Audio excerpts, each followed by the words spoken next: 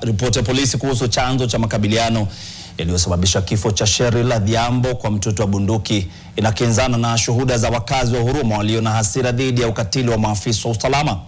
Waliozungumza na NTV Faragani wanasema ulikuwa ni mgogoro wa biashara ya ukusanyaji taka ambao unasimamiwa na wanabiashara wakubwa. Laban Shaban sasa atupe taarifa hii. Cheryl Adhiambo alijikuta katika vita visivyomhusu ndewe wala sikio alipokuwa anaendelea na biashara ya kuuza samaki kwa niaba ya mama yake Jumamosi jioni Huruma, Nairobi.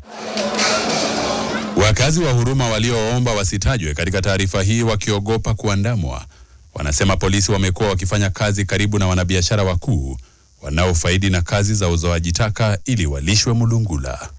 Kwa sababu vijana wanahisi kutengwa katika nafasi za ajira, wadokezi wanasema wamekuwa wakitumia nguvu pia wahusishwe ili nao wafaidi. Katika hali hii, wajasiriamali wenye nguvu wamekuwa wakihonga polisi ili walindwe dhidi ya vijana ambao pia wanataka kumega tonge la pesa kutoka kwa uchafu unaozolewa kutoka mitaa mbalimbali.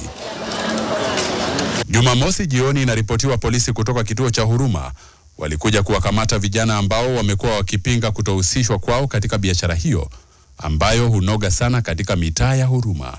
Hapo ndipo makabiliano na polisi yalisababisha vita kati yao na polisi yaliyoishia kwa risasi kufyatuliwa.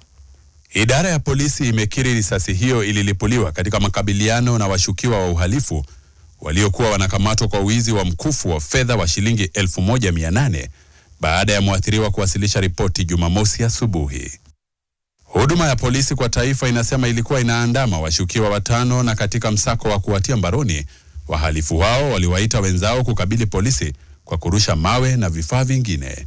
Hapo ndipo polisi walifyatua risasi hewani kutuliza mtafaruku.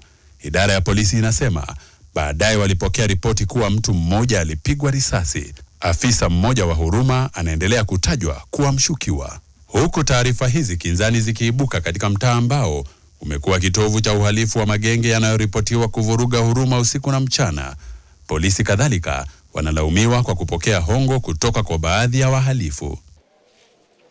Familia ya Cheryl inaendelea kuomboleza kifo cha mwanao, wakiomba haki itendeke. Uchunguzi wa mauaji hayo unaendelezwa na polisi na IPOA. Laban Shaban, NTV.